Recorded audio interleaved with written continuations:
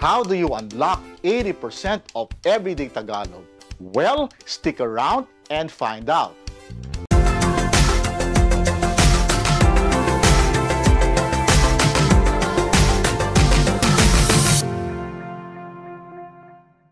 Kumusta po kayo? Welcome back. If you have been watching my channel, you'd already know that Tagalog verbs are constructed beginning with tiny words that are called salitang ugat or root words. For example, take the root word kain, eat. This tiny root can explode into kumain, kakain, kainin, kakainin, kinain, and a whole lot more. Root words combined with affixes, those smaller words that are inserted at the start or even at the end or even in the middle of the root word, create Tagalog verbs. There are numerous affixes in Tagalog, but today we're going to break down the 6 most important ones: mag, ma, in, an, and e. These are the heavy lifters of Tagalog grammar. Once you know them, suddenly you can make sense of everyday sentences. And best of all, you'll be able to be on your way to native level fluency. So what's the deal with affixes? Well, think of them like toppings on halo-halo. The shaved ice is the root word, plain, simple. But add leche flan, ube, sago, and suddenly you got flavor. Affixes are the leche flan of Tagalog verbs. They tell us 2 things. Number 1, who or what the verb is focused on: actor, object, location, or instrument. Number 2, how the action is happening: voluntary, involuntary, intentional, or natural. Got it? Alright, let's meet the big 6 of Tagalog affixes. Simulan na natin. But before we do that, please be sure that you are subscribed by clicking on the subscribe button and the bell notification button so you'd be updated of new videos. Alright? Now, on to our topic. Our first mega affix, mag. This is an actor-focused affix. This one is all about voluntary action. When someone does something on purpose, you'll probably see mag. Mag is conjugated this way. Lakad, for example, is the root word walk. Maglakad is the infinitive and imperative form to walk. Naglakad is the completed form, walked. Naglalakad is the progressive form, walking. Maglalakad is the contemplative form, will walk. Mag morphs into nag in the completed and progressive forms. Examples are, magbasa ka ng libro. You read the book. Nagluto ako ng adobo kanina. I cooked adobo earlier. Maglalakad kami mamaya. We will walk later.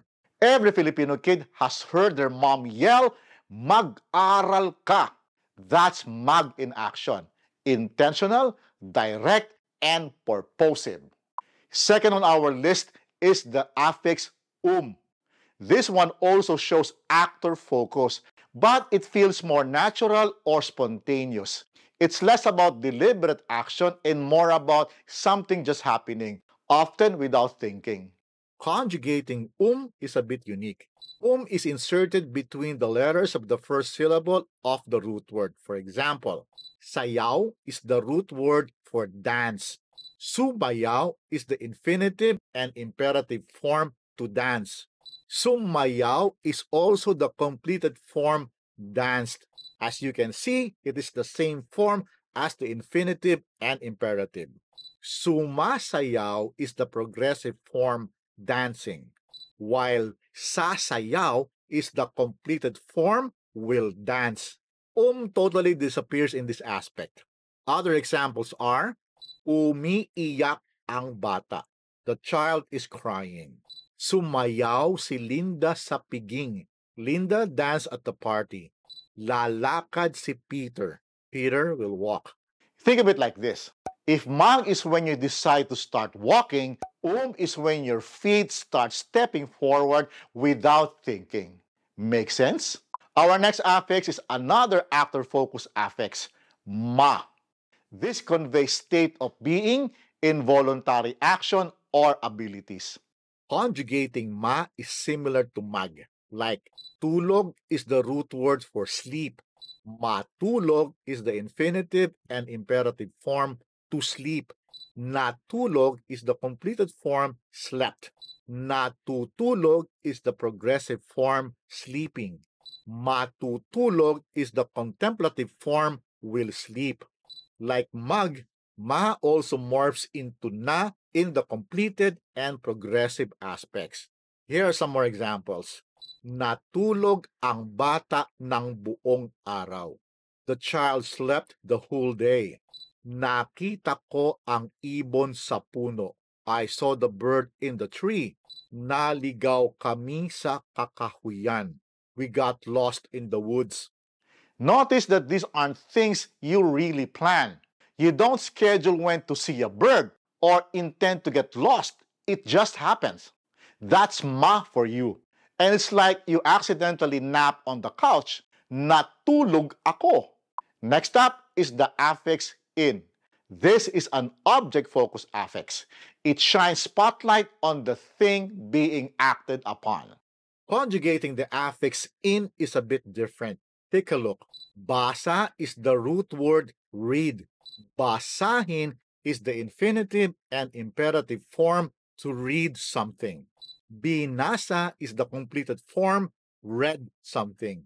Binabasa is the progressive form reading something. Babasahin is the contemplative form will read something. The affix in is at the end of the root word or inside the root word depending on the aspect. Plus, it can become hin or just in depending on the root word. Let's see these examples. Basahin mo ang libro. You read the book. Linuto ng kusinero ang manok. The cook cooked the chicken. Iinom ako ng tubig. I will drink water. Pro tip, if you just say magluto ka, it means you cook. You and no one else. But if you say lutuin mo, you are being asked to cook a specific thing. Ayos ba? Now, our next affix is a suffix, the suffix an. This is a locative or benefactive focus affix. The action is directed towards a place, a person, or a receiver. Here's how to conjugate an. Sigaw is the root word shout. Sigawan is the infinitive and imperative form to shout at someone.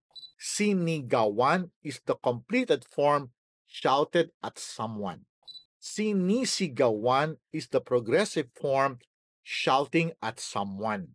Sisigawan is the contemplative form will shout at someone. There's an in and an combination happening here in the completed and progressive forms as you can see here. Here are other examples. Basahan mo ang bata. You read to the child. A phonetic change happens here. The suffix an becomes han because the root word basa, read, ends in the letter A. Thus, it becomes basahan. Sasabihan ko si Marie. I will inform Marie. Pinupunasan ng nanay ang lamesa. The mother is wiping the table. This affix adds that for someone or at some place flavor. For example, basahan, to read to someone. Sasabihan, will inform someone. And pinupunasan is wiping something. Subtle but super important. If you're liking this video so far, please be sure to click the like button because that will help in making this channel grow. Ayos ba? And our final affix on our list is the prefix E. Just a reminder, it is pronounced as E and not I. Got it? The prefix E is an object-focused affix. It's all about moving, transferring, or using something. Conjugating it is pretty straightforward. Let's take a look. Bigay is the root word give. Ibigay is the infinitive and imperative form to give. Ibinigay is the completed form gave. Ibinibigay is the progressive form giving. Ibibigay is the contemplative form will give. Here are some other examples. Ibinigay ko ito sa kanya. I gave it to him or her. Ilinalagay ng bata ang libro sa lamesa. The child is placing the book on the table. Isulat mo ang pangalan mo. You write your name. I call this one the delivery affix. If in is the thing itself, E is about making sure the thing ends up where it needs to go. Or an action done by the speaker is received by the intended receiver of such action. Ayos ba? So, that's the big six. But here's the problem. Most learners memorize the root words but they don't get to bother with affixes.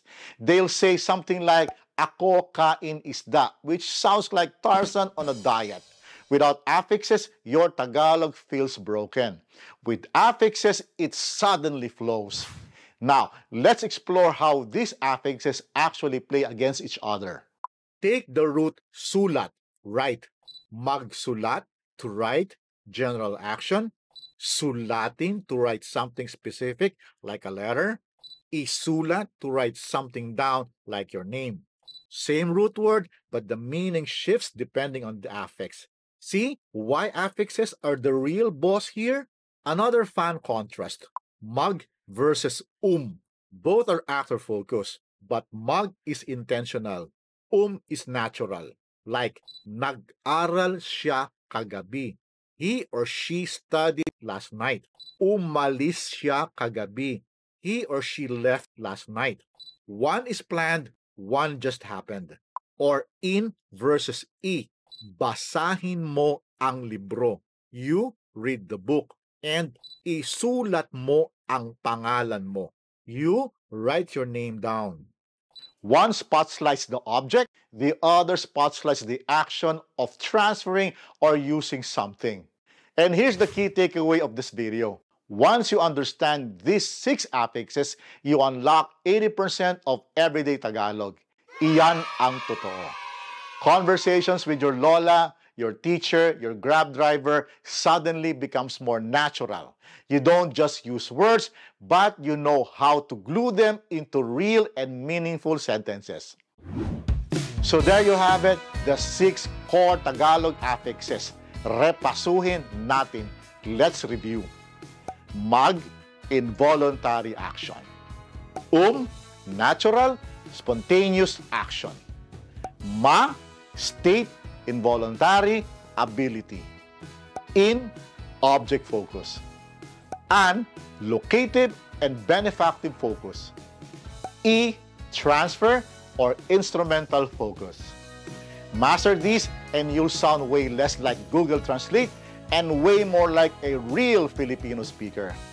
If you like this breakdown, please don't stop here and watch the next video where we will dive into the secondary affixes. I hope you catch that. I will see you then. Maraming salamat po at hanggang sa susunod.